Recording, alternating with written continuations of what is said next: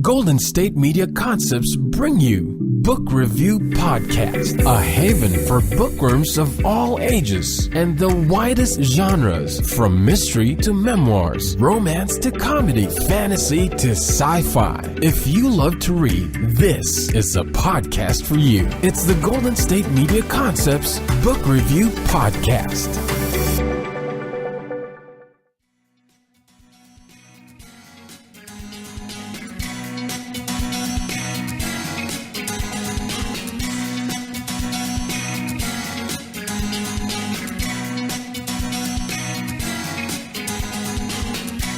Hello and welcome to the GSMC Book Review Podcast, brought to you by the GSMC Podcast Network. I am your host, Sarah, and I have another author interview for you today. You might recall, if you've been listening for a while, that in August I interviewed Mary Ann Marlowe about her debut novel, Some Kind of Magic, and today I have her back on the podcast with her second novel. It's the second novel in the Flirting with Fame series, and this one is called A Crazy Kind of Love. In the first novel, we have Adam and Eden as the main characters, and Eden has a brother named Micah who is also a musician. He appears throughout the book, off and on. He's a secondary character, but he's the main character in this new book, A Crazy Kind of Love. He and Joe are the main characters and the ones who are developing romantic interest in each other and a relationship. So we get to return to that world that we encountered with Adam and Eden, but now we get to see a different side of that world. We get to see not only Micah from a new perspective, but we also get to see Adam and Eden a little bit from a new perspective. Rather than the story being about them, they're secondary characters. And so we get to return to that world. We get to see characters from different perspectives. We get to revisit a few characters from that first book. And we get to meet Jo, who is the main female character in this new book. So let me give you the blurb from the back of the book. Celebrities hold zero interest for photographer Jo Wilder. That's a problem, since snapping pics of the stars is how the pretty paparazzi pays the rent. So when Jo attempts to catch a money shot atop the broad shoulders of a helpful bystander, the only thing she notices about the stranger she straddles is that he's seriously hot. Only later does Jo learn that he's also Micah Sinclair, one of rock's notorious bad boys. Soon Jo is on the verge of getting fired for missing a Micah Sinclair exclusive, until she's suddenly being pursued by the heartthrob himself. But how can she be sure the musician's mind-blowing kisses are the real deal? Her colleagues claim he's a media whore, gambling on some free PR. But something has Jo hoping Micah's feeling the same powerful pull that she does. A pull so strong she can't resist becoming his latest love, even if it means she might become the media's latest victim. So as I said, we get to return to this world that we encountered in the first novel, but it's not a duplicate of that first novel, of course, because it's very different. We had Eden and Adam. Eden is a scientist. She encounters Adam under what she thinks might be false pretenses because she is wearing a certain perfume that she's worried has attracted him other than just herself. Now we have Jo, who is a photographer for tabloids, which she's really not very good at. She's a wonderful photographer, but she's a terrible tabloid photographer. And she meets Micah under similarly silly kind of circumstances. Another case of her not knowing who she was talking to.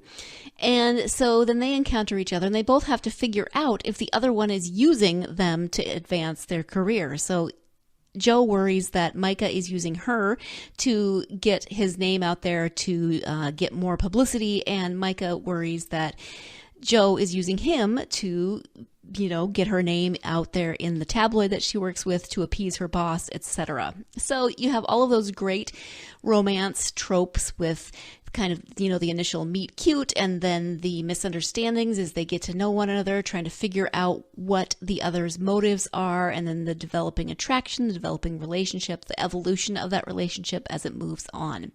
So I really liked this book. I liked the first one. Mary Ann is a wonderful writer. writer. She writes with warmth and heart and humor. The characters are always very well developed and very human, very likable, and very nuanced. So I really appreciate her style of writing. But now I'm going to turn it over to Mary Ann so that she can talk about her book rather than me talking about her book. So here we go with the interview with Mary Ann Marlowe, author of A Crazy Kind of Love. Hi, Mary Ann. Welcome back to the podcast. Hi, Sarah. Thank you again for having me. Thank you for being here again. It's wonderful to talk to you once again. For those who may not have heard our first interview, can you tell us just a little bit about yourself? Yes, my name is Mary Ann Marlowe. I live in Central Virginia, but I've kind of moved all over the place, and I draw from different places that I've lived and different jobs that I've had and different hobbies that I've had. My first book, Some Kind of Magic, is about a rock musician, and the second book follows another character who's also a rock musician, and that's the book we're talking about today, Crazy Kind of Love. And basically, I like to write romance, contemporary romance, but I like to read fantasy, and that's about it. Okay, thank you. I know you've obviously been publishing a second book since we last spoke, but what have you been up to anything else? Have you had time for anything else? I've finished writing the next book that I have contracted with Kensington. Oh, wow. And turned that in last Friday, so fingers crossed. Congratulations. That goes okay. Yeah, that's Thank you. exciting. Let's talk about the new book. It's called A Crazy Kind of Love, as you said. Can you give us a brief overview of the story? Okay, so the main character, Jo Wilder, is a photographer, and she's working as a paparazzi to pay the rent. But it's not her main love. She would rather be doing something more artistic. And as she is out on the rounds trying to hit the beat and make some money and get some good pictures, she ends up running into Micah Sinclair, who is the brother of Eden from the first book. And she doesn't quite realize who he is until after the fact, but she ends up getting one picture and nothing more of him. And this leads to her boss having her kind of follow up on him and try to weasel into his life, and they end up having a romantic relationship. Yeah, her boss is quite the piece of work. He's definitely a really good character that you love to hate. Yeah, he's a villain. Yeah. How is writing the second novel different than writing your first book, Some Kind of Magic? Well, with Some Kind of Magic, I didn't have a notion of the world or the characters when I started. It was kind of a concept book, and I was trying to figure out how to best hit that the formula that I wanted to get between how the characters related to each other. And it took me like 3 tries of completely rewriting that book to get the actual relationship I wanted between Eden and the science that she was working with, and her relationship with Adam. And I don't write like a lot of people do from an outline. I kind of just go I figure out characters as I go. So I had to kind of work out the details of the world and the characters. Whereas with Crazy Kind of Love, I already knew Micah a little bit. And I knew the world, and it was more about just kind of following them and seeing what would happen if I put them in these different situations. And it came out a lot faster. Yeah, okay. I do need to interrupt so we can take our first break of the podcast. When we come back, Mary Ann will be speaking more on what it was like to write a second novel in the same world as the first, how it was different, how it was similar, etc. So stay tuned. You're listening to the GSMC Book Review Podcast. We'll be right back. Do you want to be healthier, yet you just don't know what to do? All these shows telling you this and that, but nothing seems to work. Well, listen close. Golden State Media Concepts has got something great for you. The Health and Wellness Podcast dedicated to workout trends, healthy eating habits, diet, and everything about healthy living. Join us in our banters as we help you not just live life to the fullest, but live it to the healthiest.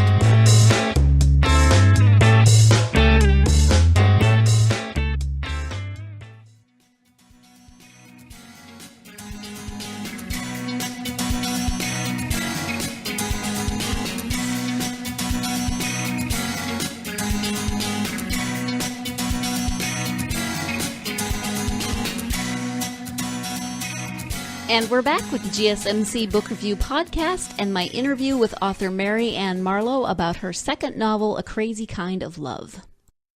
And so talk a little bit about the fact that, Micah is Eden's brother, and Eden's the main character in the first book. So Eden and Adam show up in this book a little bit. Was that strange for you to be writing your main characters now as secondary characters and one of your secondary characters as a main character? Yeah, it's different. Eden is a tough little cookie anyway. So from the outside, she's a lot harder to sort of get to know than she was when I wrote her from the inside perspective, where you can see all of her vulnerabilities and everything. From the outside, she just seems really quite, like she's got no invulnerabilities at all. And it was kind of fun to kind of see her as other people see her.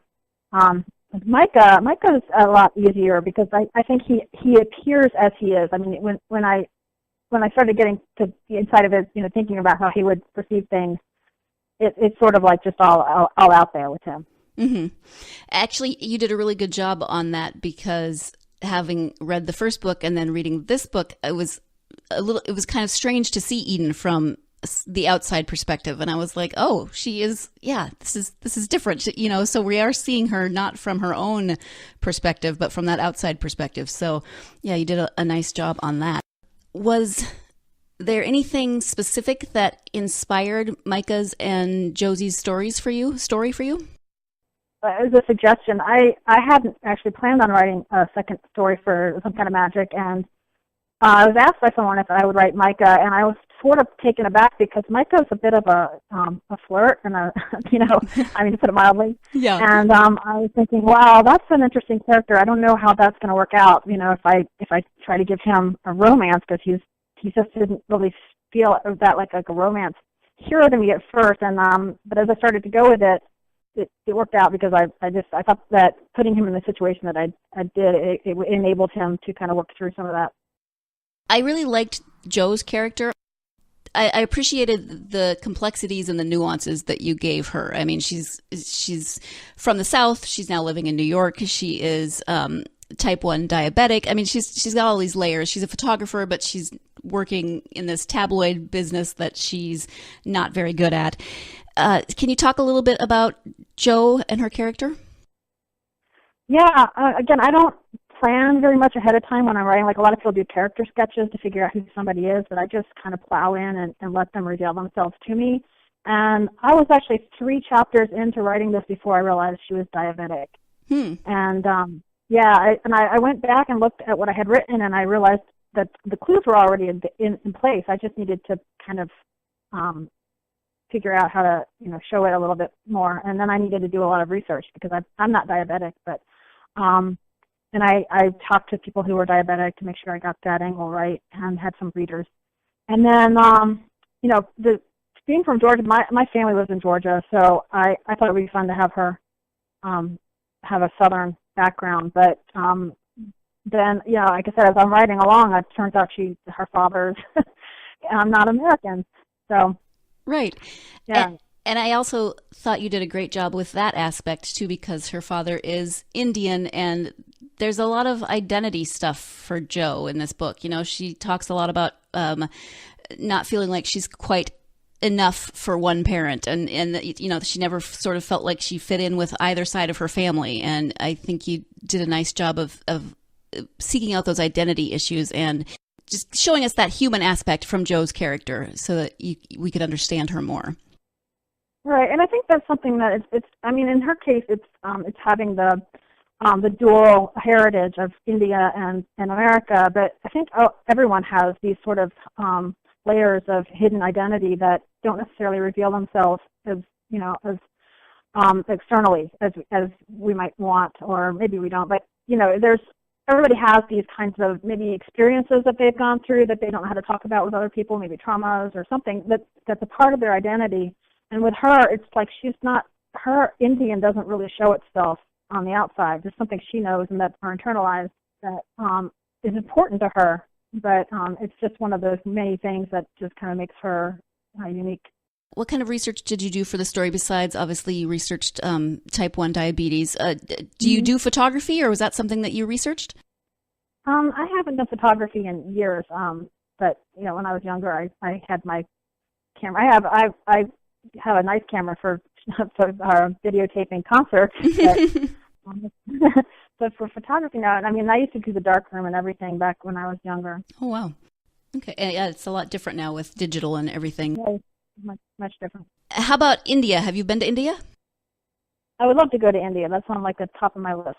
I have a complete fascination with India. I've read a lot of novels set there, and I know a lot of people from there because I work in IT, and about probably almost 50% of the people I work with are from India. So I have a lot of exposure. I used to live in New Jersey in an area that was right next door to Iselin, which is very, very heavily India population. So I had a lot of friends from India, but it's one of those places I almost got to go there once, and then it didn't work out. Oh, yeah. It sounds like a really beautiful and fascinating country. So, is there something that stands out to you from this book that is kind of a favorite thing, whether that's the characters or the writing or anything that stands out for you?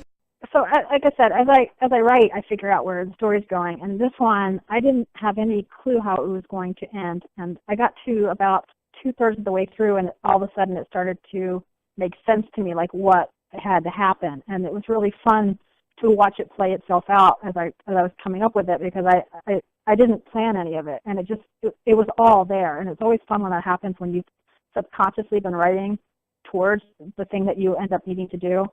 And the book ended up being, I didn't have as many revisions to go through on it as I did the first time, because it just worked out. The only thing I had to do was make sure I didn't, like, I get to the end and I start writing like crazy, and it just all comes out in a big rush. And so I had to slow myself down and make sure that I covered all of the, make sure I had a nice enough anticlimax. Right. I'm always fascinated when I talk to authors, because it does sound often like characters just sort of do things on their own. They say, and then the character suddenly did this, and I'm always just fascinated how that works. How it's almost like your fingers and your brain do something that you're not aware of. It's true. Best laid plans. I'll sit down with an idea that I think I'm going to write, and characters just won't do it. And you know your characters, so you know if you're trying to make them do something that's just out of character for them, and they just won't do it. So what's next? You said you just finished a third novel. Can you talk about that at all? Sure. It's called Dating by the Book, and it's pretty complex. It has a lot of different aspects to it. The main character, Madeline, she owns a bookshop, and she runs a book club, and she's also an author. And her first book is about to come out, and she's just received a pretty mediocre to bad review on it, and she gets angry and she writes to the reviewer and tells him off. Oh, which you should never do. Yes. But it begins a correspondence with him, and he challenges her that the romance in her novels would be better if she actually had more experience, which is funny to her, because she's recently been engaged, but she was jilted, and she's surrounded by guys that are all interested in her, but she's just kind of keeping them all at a distance. But with the challenge to give these guys a go, she starts dating each one of them. But she's also, like I said, has this book club that's going on, and each of them kind of start falling out into romance hero tropes. So she's exploring like each kind of different guy. Fun. It's like a romance primer almost. It sounds like you get to experience all the different romance themes. Yeah, and so like and then they're reading all these books like Jane Eyre, and you'd have the Rochester type, or St. John Rivers type, or whatever. Oh, fun. I'm excited. That sounds great. So we talked a little bit last time we spoke about Pitch Wars. Were you a mentor for Pitch Wars this year? I was, my third year. Yeah, it was a lot of fun. Yeah, and how did that go? It was great. The first year that I did Pitch Wars, I had a co-mentor, somebody who got picked by my mentor to work on our novels at the same time, and she's become one of my best friends. And actually, this last book was dedicated to Kelly Newby, and she and I became co-mentors together this time. So we got to work on a couple of different novels at the same time. And we picked two people to work with this time, and both of them were amazing authors and did some great work. So we were really pleased. I am going to jump in here so we can take our second break of the podcast, but I will say that I love the communal aspect of what Pitch Wars sounds like, how people can get a mentor who will help them kind of navigate that first novel, help them to do the editing. It just sounds like a wonderful communal relationship, and I think it's great that that is out there and available for authors, both the mentors and the mentees. So when we come back, we'll be talking a little bit more about Pitch Wars and kind of the logistics of it, how it works. So stay tuned. You are listening to the GSMC Book Review Podcast. We'll be right back. Tired of searching the vast jungle of podcasts? Now listen close and hear this out. There's a podcast network that covers just about everything that you've been searching. The Golden State Media Concepts Podcast Network is here. Nothing less than a podcast bliss with endless hours of podcast coverage.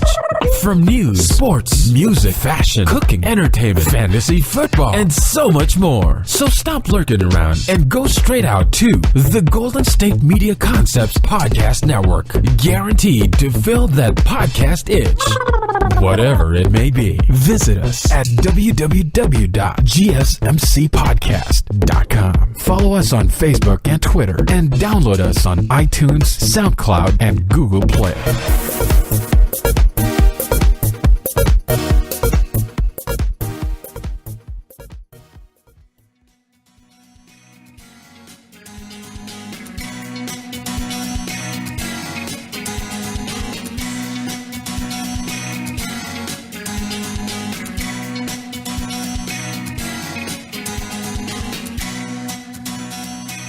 And we're back with the GSMC Book Review Podcast, here to wrap up my interview with author Mary Ann Marlowe about her second book, A Crazy Kind of Love. Can you talk a little bit about how that process works? I mean, how do the mentors find or choose the mentees? Just how does that work in terms of figuring out who's going to work together? So every, towards the end of August, towards the end of July, mentors who are involved will put up a wish list of what types of books they're looking for. So mine are usually romance, very romance heavy. They may be fantasy, but with romance in them. Other people might be looking for sci-fi and the different age groups, YA and adult. And the people that are interested will go through the different wish lists and try to identify which mentors they might fit with the best.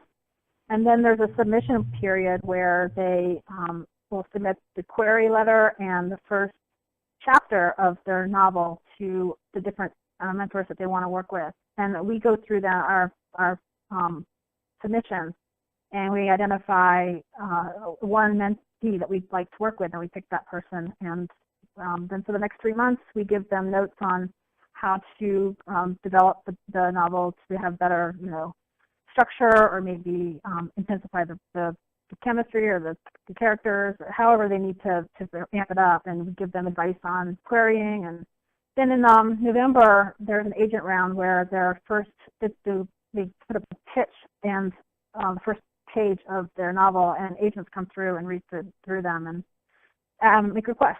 And then after that, it becomes sort of like regular querying, except for Pitch Wars has kind of become this weird, has a lot of energy to it, and right around the agent round, there's always a couple of different manuscripts that all the agents will request. I'll get they just have 40 requests on one manuscript. Ooh, wow.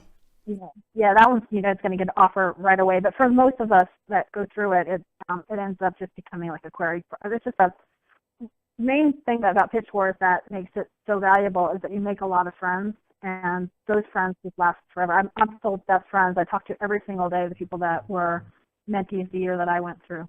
Yeah, that's what it sounds like when I see on social media. There's always interaction during this time, especially in November. There was a lot of encouragement and story sharing, and saying if you don't get a response right away, don't worry. This was my experience, and so it just sounds like a really great community. It's very supportive, and there's a lot of different, like I said, levels, because some people are going to be chased after, and then there's other people at the other end that might not get any requests at all, and it's a terrible feeling. But on the other hand, everybody has a different journey. So lots of people come out and will say, look, you may be having a harder time right now, but look, 3 months from now, you may have an agent, and the people that had all of the requests, maybe they won't work out for them. You don't ever know. Right. It's different for everybody. And I didn't get an offer when I went through Pitch Wars, and I ended up querying a different novel and getting an agent through a totally different novel. Well, thank you for sharing that. In terms of your internet presence, where can people find you? You have a website, right? I have a website, maryannmarlowe.com. Okay, and where can people find you on social media? Twitter, I'm Mary Ann Marlowe. And then I'm on Facebook, and that I think might be Marlowe Mary Ann. I'm not quite sure anymore. But yeah, if you go to my website, there's links. Okay, thank you. Is there anything else that we haven't covered that you would like to talk about in terms of your books or writing or anything? See, right now it's December, so I'm reading. I don't write in December. What are you reading, if I may ask? I'm always nosy. My list is long. Right now I'm reading Laura Brown's Friends with Benefits Zone.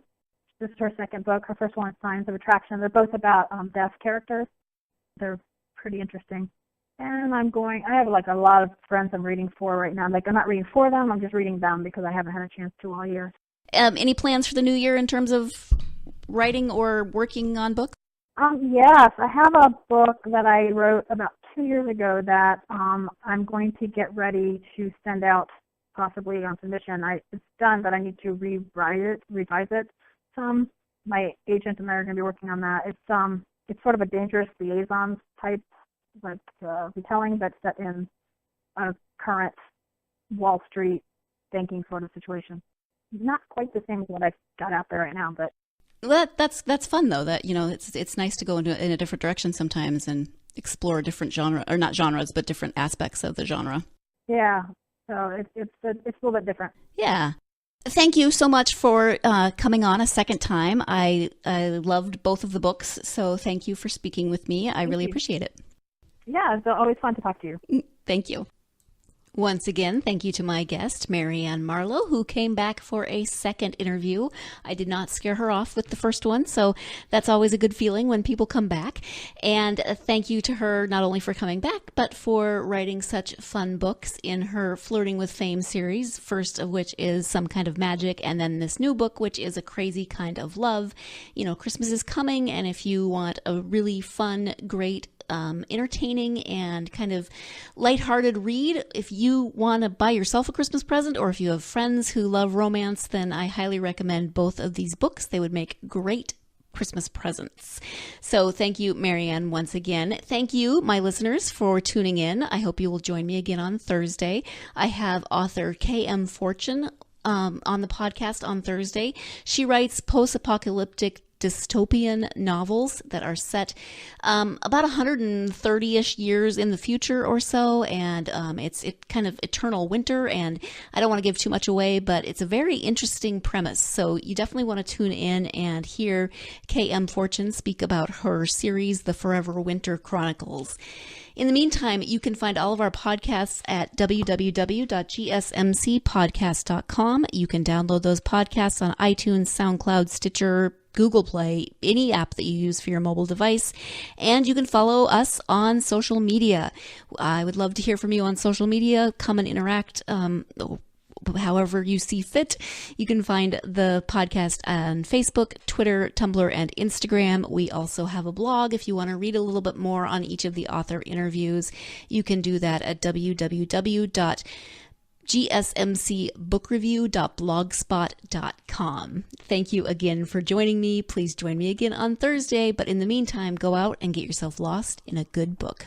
You've been listening to the Golden State Media Concepts Book Review Podcast, part of the Golden State Media Concepts Podcast Network. You can find this show and others like it at www.gsmcpodcast.com. Download our podcast on iTunes, Stitcher, SoundCloud, and Google Play. Just type in GSMC to find all the shows from the Golden State Media Concepts Podcast Network, from movies to music, from sports to entertainment, and even weird news. You can also follow us on Twitter and on Facebook. Thank you, and we hope you have enjoyed today's program.